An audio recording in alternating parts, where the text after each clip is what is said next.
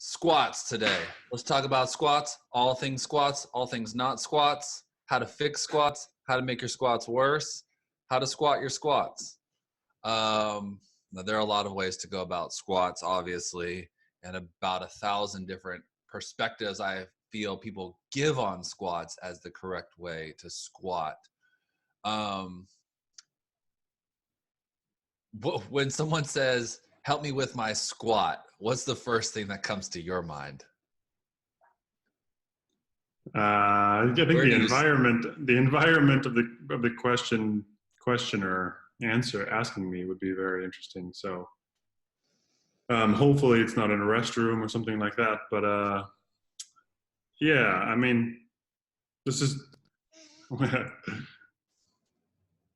rephrase the question for me. Yeah, no, that's why the question was intentional. I mean, obviously, in the different environment or the person that's asking you, the age of the person, their experience. I mean, I think squats are good for all ages, right? Creeds. To what variation, how much load is going to be a different thing. When you have it, let's just say a general CrossFitter, not competitive, but just an active, young man who is just like generally, hey, what do I do with my squat? He looks athletic. I know there are a lot of factors, but what are the couple factors you want to know about first to answer that question? Yeah, I mean, well, I guess, do they have the motor pattern, any kind of skill of doing a squat? I mean, are we talking about a weighted squat or an air squat? Are they just trying to do body weight stuff? Or you're actually learning how to take on load through a barbell? That would be my first question. What's the goal? I mean, are you just why are you squatting in the first place? I mean, we could have a debate or a conversation about the importance of squatting or not squatting for just health or longevity or joints or whatever. But if we're talking about a young man or girl that's just saying, how do I go about learning how to squat? I mean, I do think there is some fundamentals that you should probably start with these athletes. I don't know if we want to go into that so much, but I mean, this is, like general stuff, going back to bracing, which bracing is something I would teach a client for squatting or deadlifting, but also a patient who has maybe back pain in a lot of the movements that they have. So it could teach bracing for numerous different reasons. But teaching them to brace is teaching them to support weight. So if there's anybody who wants to start bearing a load, you teach them to brace. And if you can teach them to brace, you already kind of have taught them a little bit, whether they know it or not, about position, right? Pelvic and rib cage position. Then you want to know prerequisites. Do they have the prerequisite mobility or motion of the joints that are required to do a squat? If it's a young man or girl, I mean, you would hope that they have a hip that allows flexion, that has some internal and external rotation ability. They have ankles that haven't completely seized up on them yet. I think in the younger individuals, to be honest, they should, barring some type of ankle injuries or some type of arthroscopy that's kind of yielded a tighter ankle on one or both ankles, they should have this knee or ankle, knee, hip ability to squat. But sure. I think, and I wonder if you agree, that with a younger crowd, it can be motor control and it can be positional based, where they struggle with squatting properly. And this could be from the idea of maybe they think they have to keep their chest up and arch their back a lot, or that's their actual posture. So when they go to squat, they don't really know anything different. Or they do have this hip mobility and this ankle mobility, but they can't access it. They have it, but they can't get there. They still they feel like they're going to fall over backwards on a squat, for example. And then you check them and they have the range of motion to do it. I mean, do you think the same thing as far as, especially in the younger crowd? Yeah, absolutely. The motor control is a big deal. I mean, one of the kind of the simple preps, I mean, it's an old Dan John thing, right? Is kind of hinging, air hinging, basically, Mm. deadlifting, if you will, with no weight, but working on hinging through the hips, doing 10 or 20, and then going and loading up under the squat, right? To kind of groove that pattern of shifting back into your hips. And then combining it, of course, with some knee and ankle flexion. But that's probably the most common one, is getting back or controlling that shift into the hips. It's not necessarily just flexion of the hips, right? It's a shifting of the back. It's bumping your car door closed, when you're leaving the grocery store, kind of sticking your butt back in that sense. The patterning is a big deal. What do you mean by, like, when you test for prerequisites? When you said testing them for, so do you mean like just general range of motion? Maybe you could. Let's just take the high school kid, right? Athletic, but seems to lack that motor control. Just kind of looks funky in the squat, and there's so many different things going on. You can't quite tell where to start. You're like, okay, let's dial it down a page, a step. Where do you starting to look at when you see that first? What do you mean by testing their ranges of motion? Yeah, you know, when I've learned some of these things from, let's say, somebody like Professor McGill, he has people go on their hands and knees and do more like a quadruped rock back, trying to find the best groove that allows them to hip flex without seeing a flexion in their low back. Like, can they keep neutrality and then push through their hands and sit back on their heels, basically? So you find, are the knees more wide? Are they more narrow? And this is good for finding kind of maybe where you should put your foot in your knee position. But in my mind, I mean, on a healthy younger kid, they should be able to kind of do that in various positions. This is a little bit more helpful for the lost causes, the adults of the world that are never going to get the full range of, or they're never going to put in the work to get the full range of motion back in a hip. So you find it's a good way to help find where they should maybe position their feet. They'll learn real quickly what a hip pinching feels like, and then where they'll find a position where, oh, that feels like a nice groove, and then maybe try to replicate that in a squat position. But with these young kids, I mean, kids or young adults, I would say this is just put them on the table, put them on the floor, and see, can you bring their knee up towards their chest, and they should feel that as a stretch in their butt. Or if you bring the knee up and kind of adduct cross body kind of stretch, you should feel that on the outside of the hip or in the glutes, or lateral capsule, piriformis, posterior lateral capsule, anywhere over there. If they describe an anterior pinch or an anterior medial pinch on those, I'm already kind of wondering why the capsule or the hip itself is lacking the ability to have its full range of motion. Now, they could have this is the debate that rages on the internet about, should everybody squat with feet forward? Like Kelly Starrett's kind of a firm believer of this, and he stands pretty strongly on this idea that we should all be able to squat feet forward if we truly expressed our innate ability to do this. What do you mean feet forward? I think I know what you're saying, but what do you mean Like feet neutral? forward? Yeah, no degrees. Think if you're standing on a snowboard, your toes are going straight at 0 degrees forward. There's no outward rotation, and being able to squat just like that. So feet in a line parallel with each other. And there's many different schools of thought, and you have the Scottish hip and these deep hip sockets, and you have femoral anteversion and retroversion that comes in. I mean, you have tibial torsions that come in. So I mean, I feel like I disagree with Kelly, but he does such a good job of fighting for his point that it makes it kind of difficult to truly undermine that point. But there are so many factors, I think, where people, don't always line those feet up correctly. But going back, I said, can you bring their ankles up or you can do it actively or passively. You can, I mean, a lot of times I'll just do a kneeling test where they try to put their knee, drive their knee forward over their toes while the heel stays down.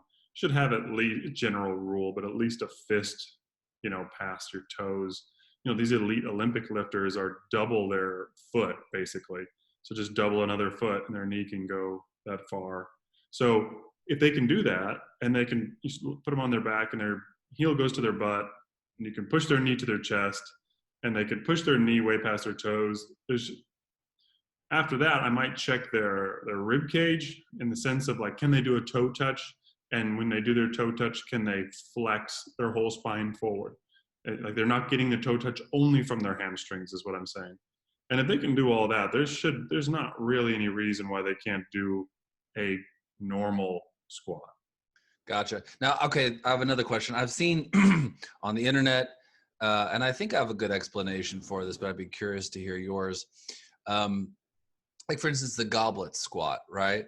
Or a front squat. I've seen these guys with a bar that comes over and these kind of safety cables that come forward and they hold it kind of right over here. So it's got kind of a high bar, but not squat.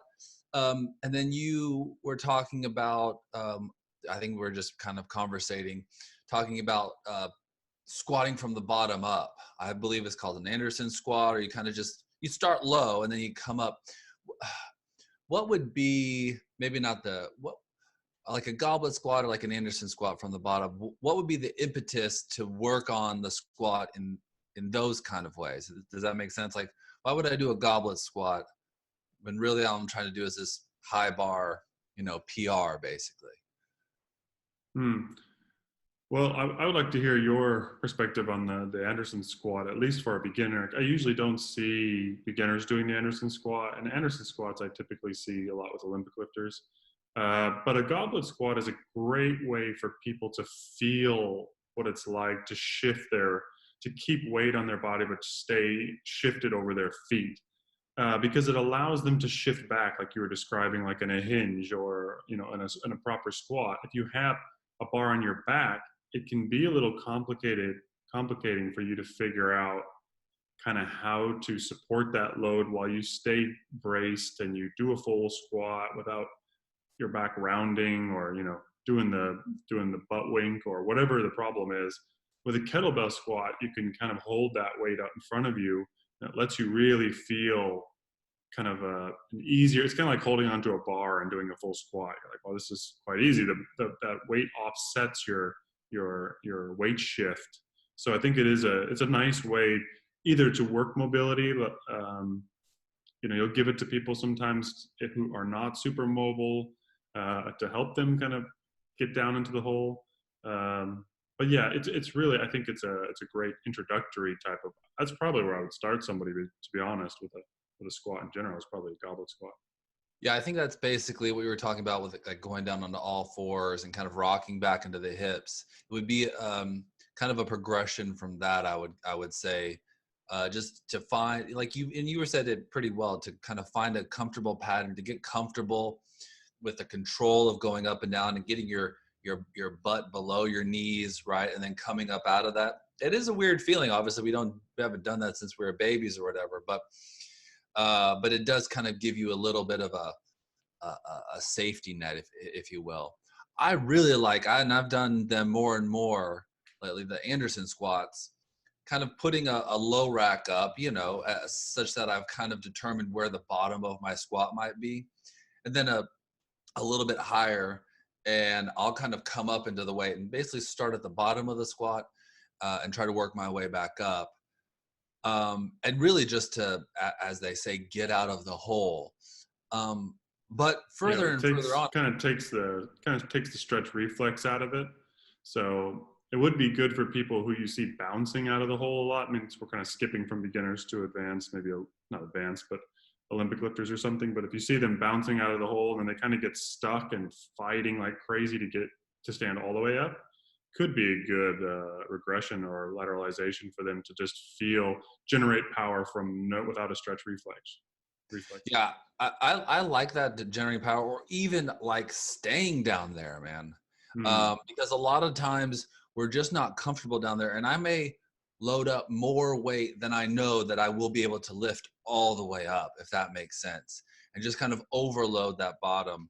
I know a lot of people, some people frown upon the neurological training at other ends. Like some people frown upon kind of the rack dead pulls, where you only, or deadlifts basically, where you just pull up a couple inches rather than from the ground all the way up.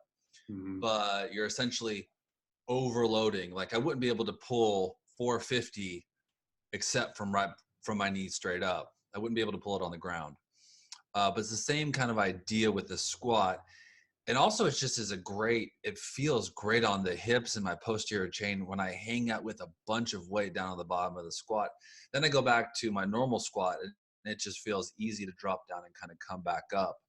On that note, what do you think about that line that some people drop about, if you can't do a easy, let's say butt to ground squat without weight, you shouldn't be loading it. I mean, do you agree with that concept, or it depends?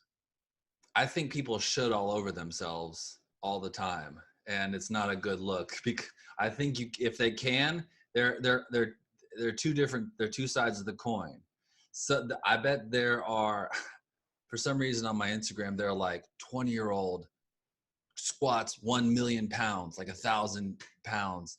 And I would bet you those guys that can squat 700-800 pounds don't have a great, squat. Air squat. No. What do you think? I don't know. I bet some of them would prove you wrong, but I think there's some for sure that I think you'd be dead on about. Yeah, they have to be driven down into that position because they're so tight and stiff, which helps them lift 1,000 pounds. I think hard and fast rules like that are helpful sometimes. Specifically when you're training, sometimes training is just boring, man. If you want to get big and you want to get strong, you have to do the same thing over and over, progressively overload. And that's just not fun for people. Some people just don't want to take in the calories that it takes. But some of those things are just boring. You got to do. I understand that it's nice to have those straight hardline principles. But when you're talking about a wider population, you should be able to do this. Because as you said, I mean, there are some acetabulums, that cup that the femur sits in, right? That just are not built for you to go lower. So let's just say people have had a hard time and maybe they've tried some of these kind of alternate drills like goblet squats. I've got a couple things I like to do. What would you suggest for people that, let's just say, have a hard time getting low, but still feel good after? I mean, squats are a great exercise. It's great to get a bunch of load going through your body and your spine in that sense. What are your favorite kind of squat supplements, if you will? There's different ways that I'm thinking in my mind how to attack this. But I thought of a patient that I've been working with recently who's been getting some back pain and neck pain and some tension, and squats are not her best thing. And she definitely cannot sit and relax into a squat. She gets down to that point that's maybe just below 90 degrees. And then it's kind of after that, you can tell she's holding herself up. So I'm always asking, like, can you truly relax down there? And this is somebody who could not do that. So if you imagine she's under a massive amount of tension trying to sit all the way down into a squat, right? Then I know when she's training, she is fighting her own tension during the squat. And this is easy to understand with like a shoulder press. If you have a very stiff shoulder, a shoulder that does not flex overhead very well, and you're doing strict press and you are pound for pound as strong as the person next to you, but they have a completely fully capable shoulder that easily goes into full flexion without arching their back or cheating or pushing off their toes or whatever it is, they're going to kill you in the amount of weight they can do or repetitions they can do, because they're not going to get as exhausted as fast as you are. And they're not going to lose power trying to push through their own stiffness on a shoulder press. All the pressure is going to go into the bar from the power that they can exert, because they have a fully fully capable shoulder that can go overhead. So there, if you're stiff and you're fighting your own stiffness, you are losing power. That's not, I mean, power lifters, in those three things, their stiffness works for them, but outside those three things, their stiffness does not work for them. There's a reason why they all wear slippers and flip-flops, right?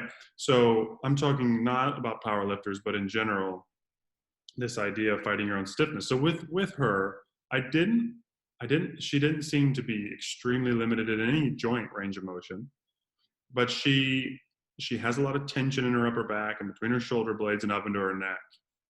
And I could notice that she kind of extended in her middle back, kind of like right where the bra strap line would be, or the sports bra would sit.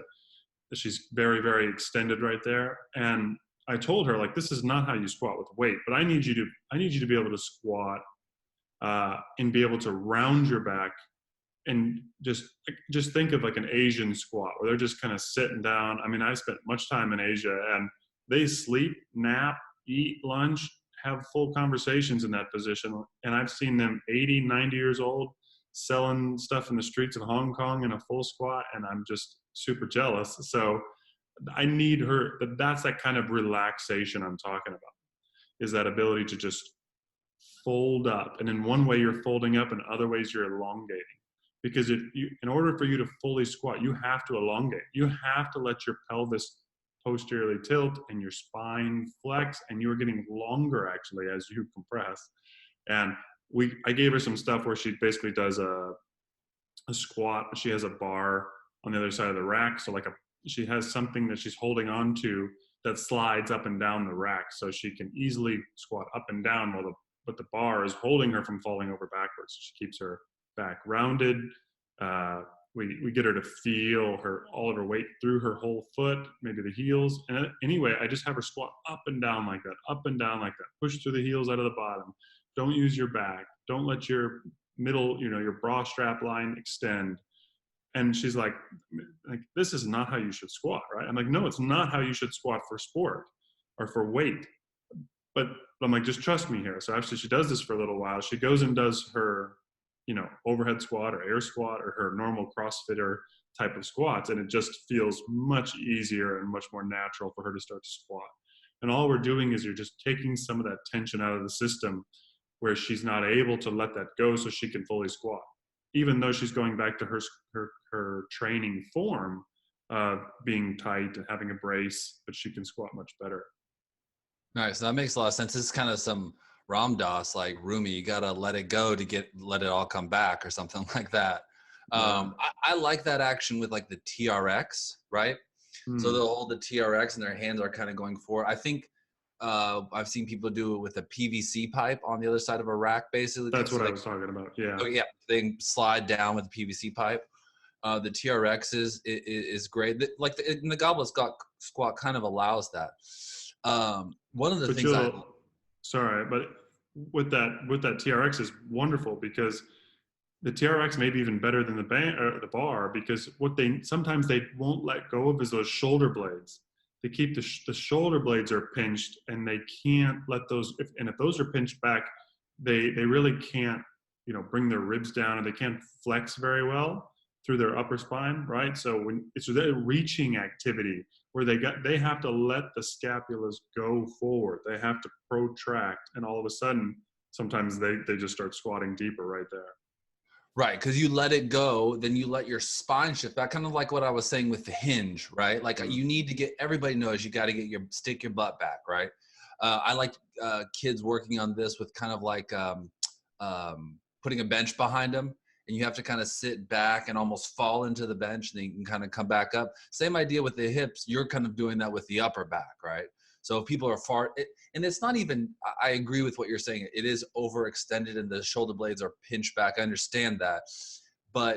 And people are like, well, they're already back. Well, even in terms of your center of gravity, just like the hips need to move back, the whole thing has to just shift away from you. And I think that's kind of that's what I hear. Correct me if I'm wrong. I like the same drill. So you can kind of let it go, and I've found this with people who have a hard time letting go.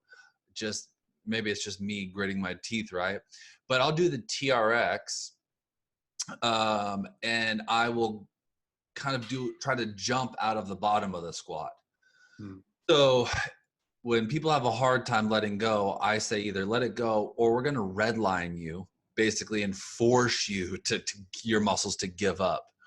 And that's what I'm just doing to myself, basically going to the bottom of the squat and then almost trying to jump as hard as I can up out of that hole. And then also pulling with my arms up and then also trying to sink back down and land into that squat. So you get that stretch reflex kind of hits a little deeper. And especially with a jump, you just kind of have to let go to ramp all the way back up, if that makes any sense. So that's spot on with what I gave a colleague this week. He's getting a little hip pinching, and I was doing some fancy stuff, and I'm like, this is what you should do over time. But he was like, yeah, but I have to do a thruster workout tonight. I go, well, when I was competing in Olympic weightlifting, just a quick clear out was I'd put my foot up on a box pretty high, keep my knee as close to my chest as I could, and get my butt as close to my heel as I could. And then from there, it was like PNF pushes through my heel into the box isometrically hard, and then relax and push and relax and push and relax. And then you could do that for 30 seconds on each leg, and you go down and squat, and boom, pinching is gone. It's just this idea of like this end range release that allows that, full motion back in the hip. It's going to be temporary. It's going to be temporary, but it could be the difference between irritating the joint during the workout or not. I love those, man. Like a high box, basically, right? And you put your foot up. And I'll do, I believe, actually, Charlie Weingroff is obsessed with these. You'll see all his athletes up on a box pretty high, to be quite honest. They'll step up and then they'll slowly almost parachute down, right? So they'll work on that descent. So just kind of going into, and it's one leg at a time. It's not both, obviously. So they'll put the right leg up on a box, go up, and then go down as slow as possible and then shoot back up.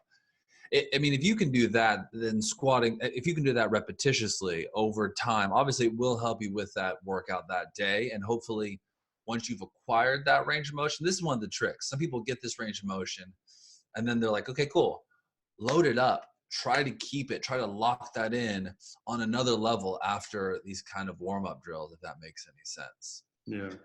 But also I was going to say our friend who we bring up time and time again, Spina, talks about end range strength equals joint health. So you said something about pinching hips and stuff like that, and we're talking about acetabulums and femurs. But if you are strong at end ranges, and this is where we're talking about when you visited Asia, those guys can hang out on the end range flexion essentially, right, all day long, and then come out of it, which is why we're trying to talk about some things that encourage you being at that end range and controlling it. Now, one of the things that I think the FRC people take a little flack for, and I'll defend it as well, but I'd like to hear your take, is that their back is rounded when they're doing these things. They're in the bottom of the squat and kind of moving around. But it almost looks like it's a little bit sloppy, if that makes any sense. They're training with weight. So we'll both do the Jefferson curl, right? A great exercise. But why are people training these kind of sloppy portions of the squat? It's a really poorly worded question, but I think you know where I'm going. Well, I understand the Jefferson curl comment, but which movements are you thinking of when you're talking about a sloppy squat position? Do you mean like a Jefferson curl, or do you mean like a pistol squat, or? So like people who work on, well, okay, so we've talked about this before with the crazy exercises that we see on Instagram in terms of a pistol squat, a shrimp squat, a skater squat, these kind of dragon squats where guys squat with a pistol and then stick the other leg through to the other side. Squats like that are more than a squat, right? And to get these variations of the pistol squat, essentially, there are drills to build up to them. Yeah. And they involve kind of some blue pads, and they're progressively going down, or they're holding on to things. That's where I'm kind of going. Why are they doing it? I got you. Yeah. Well, the common denominator for almost all of those is there's no weight added to the system. They are body weight exercises. Most of these guys are body movement specialists.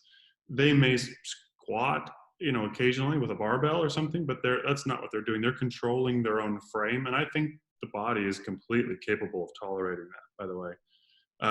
You have to, and this is the thing where, like, Christopher Summer, the gymnastic coach, he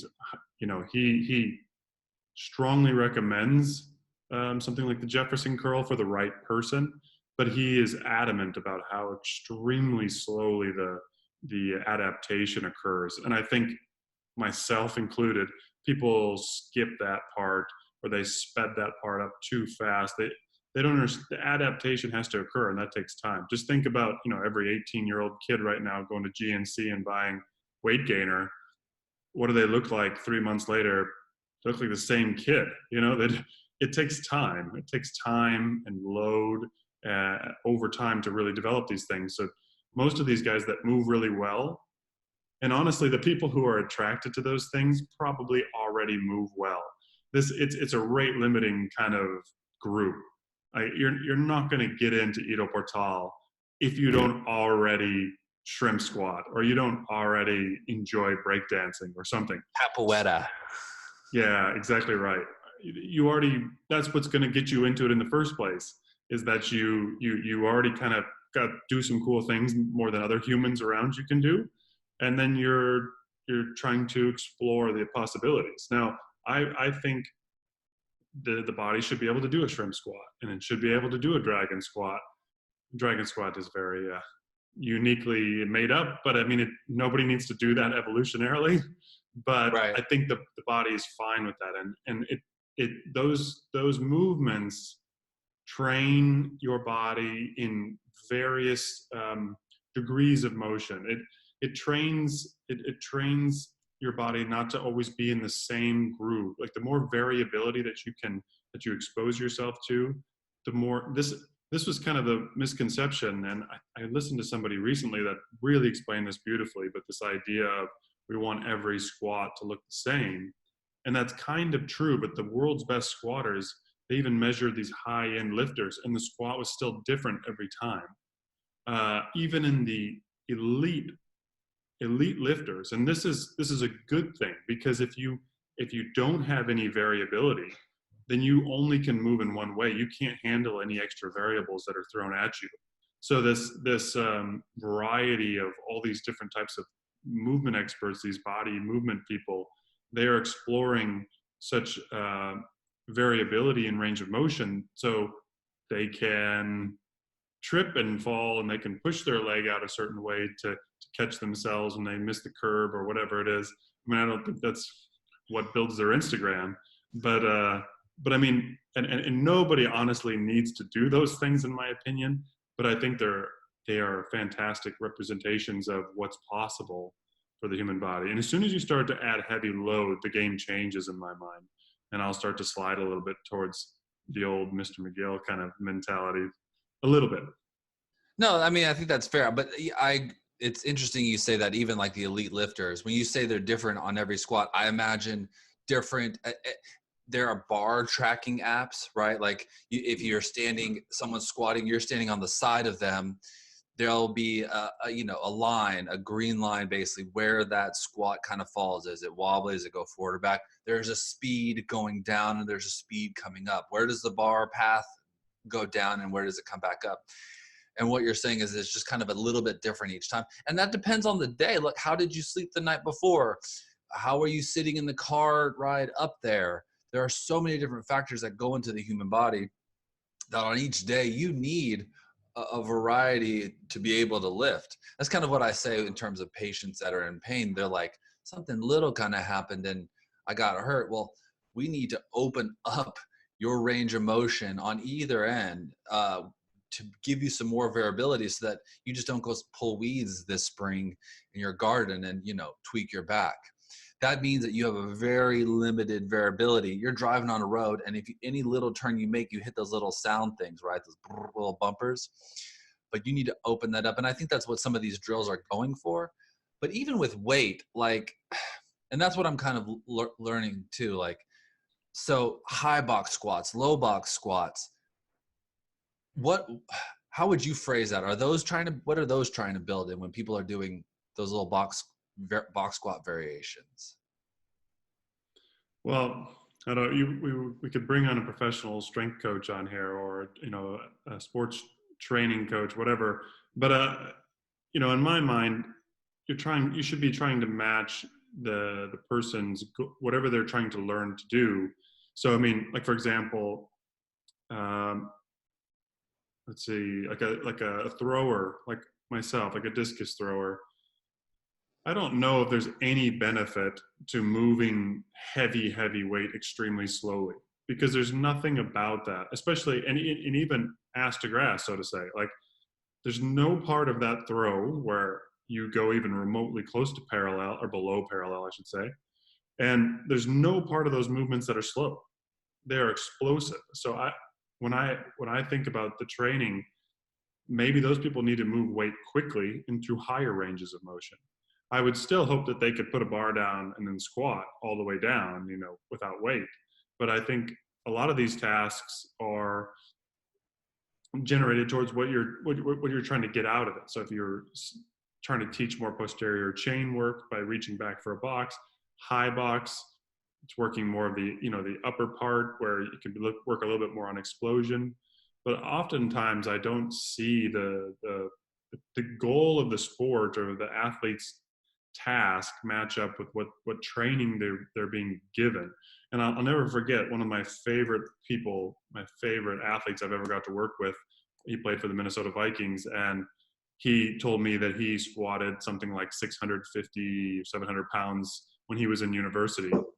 And I said, "What do you squat now?" And he said, "I think around 300 pounds, 350 pounds." And this was when he was playing for the Vikings. And I said, "Are you a better athlete now or when you were in university?" He said, "Hands down now." He's like, "I just was super strong and slow. There's no point to it." Where he could move medium weight fast, he was a much better player on the field, at least for his position. So, I mean, I remember that was when I was in internship, and I just never forgot that, because it just kind of reminded me of sometimes, just the biggest clean or the biggest squat doesn't really carry over to anything. Right. Keep the goal. The goal is a huge one, obviously. And that's what I hear people talking about your knee. We've talked about, but let's work our way up. So we did the feet straight. Now we did a little bit of stuff with velocity and load and end range stuff. The knees. Now, obviously, if the feet are, if your K-star and your feet are straight, then most likely your knees are straight-ish. He might might want to talk about the torque and shape of the knees going outwards, obviously. But we were talking about most people have their feet pointed out just a bit, and their knees are going to go out as well.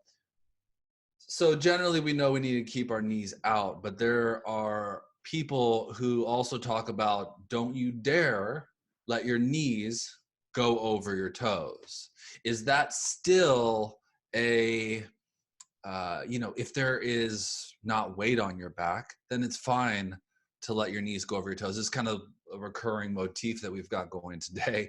And I think that may hold here. I'd like to hear your position, obviously, but even so, maybe I can phrase the question a little bit differently. Is it possible to start to add load? Not the 650, the 700s, add some kind of a load. Like I've seen people with the Jefferson squat, and also let your knees go forward over the toes, or is that an absolute do not do? Yeah, I think this stemmed from a little bit of research that had to do with like patellar compression. So they noticed that once the knee goes beyond the toes, there was increased basically friction in the patellofemoral joint. But I don't really think any of that has bared out over time. And going back to K-Star, I think he was the first person I ever heard say this exact type of sentence, which is something along the lines of, whatever tissue is loaded in it first or initially is loaded maximally at end range. And what he meant was, if the first thing that you do when you start to squat is bend your knees, without any type of a hip hinge, he's saying that the knees will become the thing loaded maximally at end range. So if you're squatting and you're not really, there's nothing really being contributed by the glutes or the hamstrings, and those knees are just moving forward, you might be causing some issues to your knees. A real squat should, have some posterior weight shift, and then towards the bottom, the weight shifts forward again. And there's research that actually bears this out, that there's actually sometimes less friction at a full depth squat than there is in that mid range. So sometimes, you have to have an eye for these things. And I think strength coaches will agree with me that there's not like this rule that your knees can't go beyond your toes, but look at how the person accomplishes that task. And a good coach, a good strength coach or trainer or PT or physio or whatever will kind of be able to look at a person as they squat and see if it's a natural rhythm. But this idea that the knees can't go past the toes is just absolutely nuts to me. I mean, the Asians would never sit in that position. They could never do it. You can't front squat if you do it. You can't Olympic lift if you do it. You would never be good at any type of overhead, squatting, any type of sport like that. I mean, you couldn't cut in football and never let your knee go past your toe. None of it really makes any sense to me. But at the same time, I am not a person who agrees with this idea that you must squat ass to grass or it's not beneficial. There's some people where that would be devastating for them to squat like that. Yeah, I think in the stuff that we were talking about with the hip earlier, the end range hip, the putting your box up on your foot up on a box that we were talking about earlier has more to do with that people will generally be more dominant in loading that patella, loading their knees forward. Let's talk about the early kind of squatter, basically, where they're kind of put the load initially into the front of their knee joint and not enough into that posterior hip. So especially like you're talking about with these Olympic lifters that can go double fist knee past their foot, like they're going to put their knee over the toe and they're going to lift way more weight than I've ever lifted. There's a teenage girl in Colombia right now that can lift more weight over her head all day than I can, and her knee goes way forward. However, she has a hip that also can counter that, right? Mm-hmm. So if that knee is going forward, you have to have a hip that is going back to give that balance, is I think what I'm hearing basically. At least on the initial descent. I mean, you'll see even at these crazy mobile Olympic lifters, those knees don't go extremely far forward until the very bottom of the movement. And at that point, your patella has essentially cleared its dangerous friction zones, and it can sit into that groove no problem. And you can push your knees as far forward as those ankles will allow. And then the same thing happens in reverse. The strategy to come up out of the squat can also be not so great. The way that the way they're able to find power coming up. You'll see a lot of people, especially, they'll catch a clean in a full squat that's a little bit heavier than they should have done. And you see this struggle where their weight is actually shifted forward over the toes with their knees forward over the toes. And yeah, and I'm kind of just sitting in there, imagining that the inside of that knee probably doesn't like that. The patellar tendon probably doesn't like that. So it depends. But if all things are working well and smooth and the patterns are okay, I don't have any. Yeah. Yeah, absolutely. I think the principle of the question, I go like, why does my back hurt when I squat? Well, there's a bunch of reasons, but the same reason, if you are overloading that knee, you are overloading that back, you are using it too much, you're putting an undue amount of stress and load into that back, not into the hips, not into the ankles, not into the ground. Basically, and it's a tricky thing, you've got to get the force from the ground, from your feet up through to wherever that weight is. It's on your back or it's on the front, in an even and controlled manner. And if you have some, as you like to say, kind of power leakage, then a lot of times it is going to be in those little joints, like the low back, basically. And what are some other reasons why people, I mean, not too obvious, there are so many reasons why people hurt their back. But of course, coming up out of that hole, they haven't let that pelvis drop back. Some of those hip drills we were kind of talking about earlier might help. Bracing is a huge thing if your back is a bummer. Man, would you be shocked to know how many people don't brace well, or, you know, they're like, oh, I kind of know what you're talking about, but they really don't. Um, what do you see with bracing? Yeah, well, I think I learned a lot about this. I get the next question, by the way, for you. I've been talking way too much. I think the thing that taught me a lot actually was I was not into powerlifting, but I was into powerlifting. You know what I mean? Like I watched it, I appreciated it, but I was not a participant. But they never had this kind of chest up, arched, low back, position. This kind of almost hyperextended low back position when they were squatting. Like even though you could look up diagrams on the internet, it would say, you know, chest up, eyes forward, blah blah blah to do your squat, and I would not see it with some of these amazing squatters. These guys would, because if they did, they would probably die. Like if you hit 400 kilos or 900 pounds or 1,000 pounds on your back, and you don't have the ability to brace because you don't have abdominals, because you're hyperextended, there's no way they're going to squat that kind of weight. So watching these guys taught me this idea of maybe chest up and bracing with your low back, and through, you know, just through your middle back and your low back, just being so extended that you are braced is not the right strategy. You need 360-degree compression, which means you need abdominals. You need to be able to, when you breathe in, that your body expands 360 degrees, and then you hold your breath to start your squat. I would often coach this with a belt, like a weightlifting belt, but I would say, don't tighten that belt. I want that belt just gently on your hips, or actually I would take it high. I would almost sometimes tell them to put it over their lowest ribs, or even higher, wearing it kind of like women wear the high belt sometimes, like Santa Claus, you know, like way up above the belly button. Put the belt up there, because if you are doing a true expansive breath, you will feel that belt tighten in all directions around your body. If you just feel your belly pressing into that thing, I'm thinking if you keep powerlifting, you're going to have back issues, hernia issues, all sorts of, you know, ventral hernia issues above the belly button. Who knows what's going to happen? Hip issues. So going back to the back, I would also, you say, why do they have back issues? They can, often you'll see this fireworks going off outside. Nice. People who start super extended will be guaranteed will do too large of a butt wink in the bottom. There's just this huge reversal of the pelvis that'll irritate a back. But if you don't have full capability of a hip to move, your back will now become your hip, which means you don't have any hip more range of motion. They're too tight, and you're trying to squat. And a femur now becomes like a wrench, like the same thing that takes the lug nuts off your car tire. That femur is a huge lever to start driving your iliums and your pelvis all over the place. And your low back is going to be the thing that wobbles and twists and shears and compresses and pinches. And who knows? I mean, do you piss off the sets, or do you hurt the disc? Is it all the above? Yeah. That's definitely what I'm thinking about with that. No, that makes a lot of sense.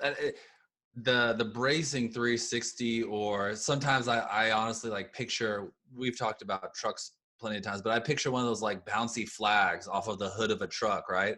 Like the truck might be nice and stable driving. That's your pelvis, that's your femurs, right? And then if you have a flag, it's just kind of at the mercy of whatever is below it. And so your low back is at the mercy of your femurs and your pelvis, unless you figured out how to kind of lock that down. And that's what I hear in terms of bracing, basically.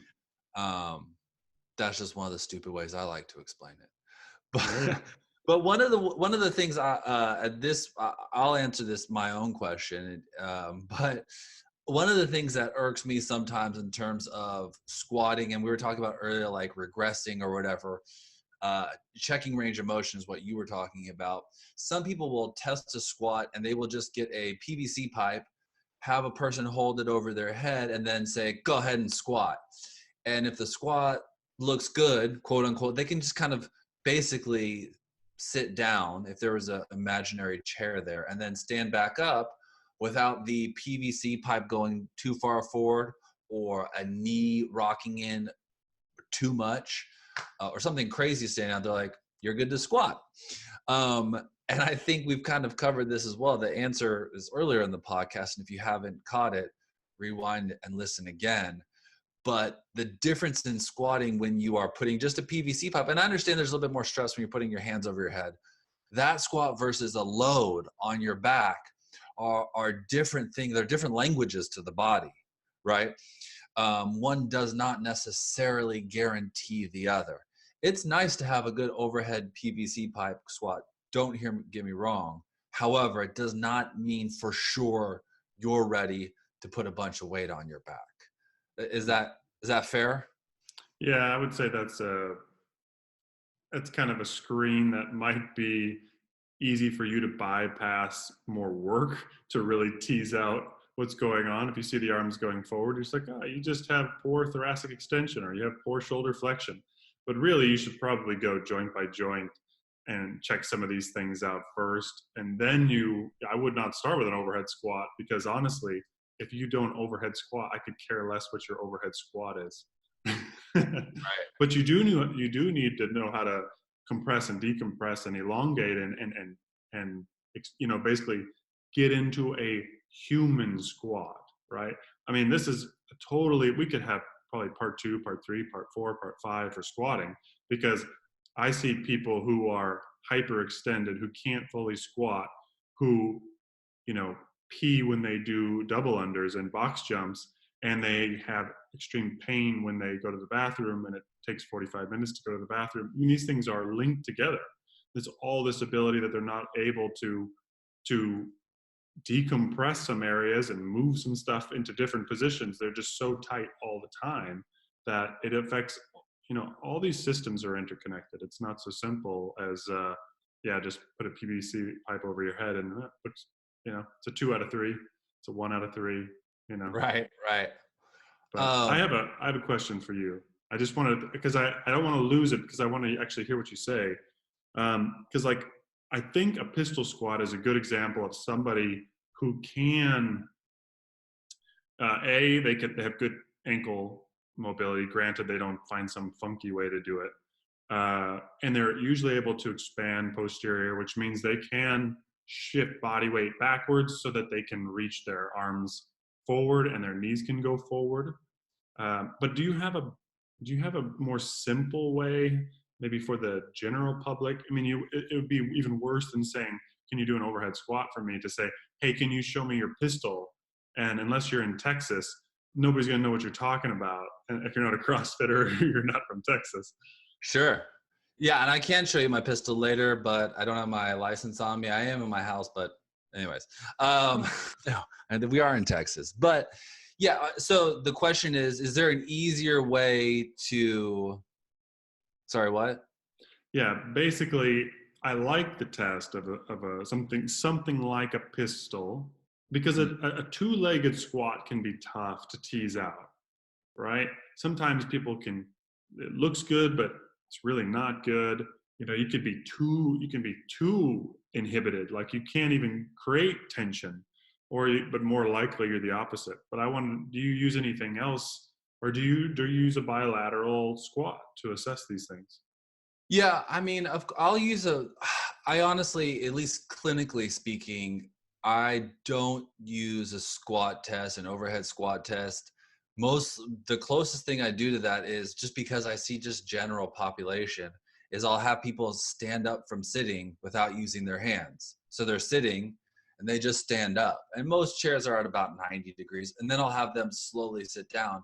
And sometimes that will tease out their pattern, if you will. Usually, again, I'm working with people in pain. So if they're sitting and standing, but sometimes I will have them sit, and my treatment table can go a bit lower than a chair. I can raise it up and down. I got a fancy table, no big deal. But I'll have them sit on the table, and they'll stand up, with no hands, and we'll see if they feel their knee or their shin or their back. And I'll keep that table pretty low, and then I'll have them just stagger their stance a little bit. So I'll say, put your left foot behind your right foot a little bit ahead. And then on your way back up, just maybe let's put 75% of your weight on that left. foot and then push up, and then same song, the other verse. So then you put your right foot back, try to put more weight on your right, stand up. Inevitably you can kind of tease out some of the patterns there. Basically, you can even the other one, obviously putting their right foot ahead, shifting weight to your right and standing up, putting your left foot ahead, shifting your weight to the left and standing up. You can discern where some people only get their knee pain or their back pain in one of those positions, right? Actively. And so from that place, I and we could debate this, and maybe that's why I'll bring it up, is the use of RNT, which is reactive neuromuscular retraining, basically, where people will basically get rubber bands, not necessarily like a glute strap or anything, but just a big band. And let's just say on a squat, my left knee dives inwards, right? It just collapses. On the way back up, you could see, oh, it's very clear his knee dives in. Well, with RNT, I would strap that band around the outside of my left knee and pull it across my body so that my left knee is forced to push outwards against the force of that band, again, then as I'm squatting, to reactively train you through that squat. That's kind of one of the, I would say, trends that is pretty good. Now, in the clinic, I don't really do that. I might just make them aware of that and almost maybe just like put my hand on the outside of their knee and say, just kind of, I would like for them initially, at least consciously, to have to do that. I don't think it's a bad thing though, if they're going to repetitiously work through that RNT, because some people do RNT and they do it like 3 to 5 reps and they're like, cool, got it. I'm like, you need to bang out 20, 40, because it's not a lot of stress. But I do know that people go back and forth on RNT. What's your kind of, that's my kind of, I hate to say it, hack, because I don't like it, because I think people think it's a cheat and you don't have to go back, but you have to put in the work. Otherwise, I don't think RNT really does make a lasting change. I would love to debate you, but I pretty much agree exactly. I don't use it a lot. I don't use it a lot myself either, except for how you described, which would be from a little bit of tactile feedback. And I would agree that you have to load these up. I usually fall on that side of the argument of most things are underloaded. I mean, I'll see John post something sometimes and I'll go, this is a great thing because volume is so easily accessible with it, which means spend some time doing it. And I'm completely guilty of this myself in the past. And I've noticed that sometimes it didn't yield any results. And I'm like, well, maybe that thing didn't work. It's like, maybe you just didn't do it enough. Right. So I think RNT is just fine. I mean, it makes perfect sense to if somebody doesn't really know how to control their knee and it's diving in just because they don't really have the right motor patterns or strength in certain areas, to pull it further in and then have them learn to fight it. And then so they can retrain it.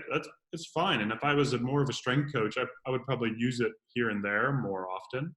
But as far as in a clinical setting, I don't use it a whole lot, but I certainly think it's fine and actually valuable. Yeah.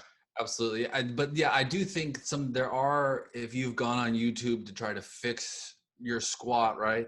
And you'll see there are some of these hacks, quote unquote, that will work, that if you do them once or twice, you'll feel a change pretty quickly in your body if you're generally healthy and kind of the right input. This is the idea of corrective exercise is kind of the term for this, basically, right? The problem is it's really good in the moment. And then again, back to our friend Spina, force is the language of cells. So if you only put a little bit of force in, like, this is my argument to my mom when I was a kid. I brushed my teeth last night, but why do I have to do it again? It's kind of that same thing. If it is something valuable, you need to goblet squat more than just once, right? Mm-hmm. You need to make that a habit so that you are comfortable in the bottom and coming out. That repetition, adding force over time, putting your foot up on a high box and pushing down like Bobby's saying. You sent me a video the other day that was awesome of this girl that was doing one-legged box jumps, kind of jumping up and kind of landing on one foot and going all the way down. Do you remember that one? No, actually. Oh, okay. I think it was an Icelandic CrossFitter, and it was basically a pretty high box. And so she he's standing off to the side of the box. Maybe I'll just post the video right now, or you can find it on our YouTube. And she was jumping up basically and landing, and then letting her jump down, but then also creating a bunch of force to jump back up. You remember now. Yes. Pretty high level stuff, very high level stuff, but it's just kind of the end game of some of these principles where I'm like repetition, Bobby's like load, Bobby's like control, and she's putting them all together at once. So when you see these things, do them, but don't be afraid to do some of the boring basics over and over, basically. Yeah, I love that. I mean, this is a reminder that if you are a coach or somebody who writes programs or trains other humans, you should have a method to where you're trying to direct them. And if you're with a coach or a trainer and they don't, you can ask them what their method is or what's the, how has this progressed, and they don't have a very good answer. It might be time to look for a different coach. But I mean, this is what I think really, it's not that this stuff is that complicated, but I think the best of the best people have amazing ability to organize methodically information, and this very, very organized structure yields results. And I think, even myself in the clinic, when I've kind of just try this and then try this, but there's not a really good method, and where I'm saying you're going to start here, and once you can do this, you go to this point. Once you can do that, you get to go to here. And if you can't make it to there, then we have the wrong exercise, and we're going to change it until we do get a result. This comes with methodical organization. I think people who are super good at that have great results. It's not that it's that complex sometimes. So that video, which I forgot, but now I remember, is a great higher level function of what I was describing of pushing on the box. But now she's actually demanding so much more of her body and of her joints that are much more athletic to kind of fine tune or really ingrain that pattern or that ability into her system, right? 100%. No, your idea with the methodology is dead on. There's a quote that's been running through my head for the last week or two, and I cannot for the life of me remember who said it, but he said, keep one thing the same so that everything else will be different. And it's just one idea, like, and this was clinically speaking, do the same 7 tests. Test everybody's toe. If you're starting out, right? If you're a new doctor, don't go find a new test every day for the low back. Do a straight leg raise on everybody. Even if you are a strength and conditioning coach, do a PVC pipe test up over the head. Sometimes you have to pick some weird tests to realize that it's not giving you the results that you want. But take a week, take a month, and just be like, on everybody, I'm going to check this, right? And so I'm going to kind of gauge everything by this. You may not have the correct measure initially, but by the time you've gone through that screen over and over, you will know what it tells you and you will know what it doesn't.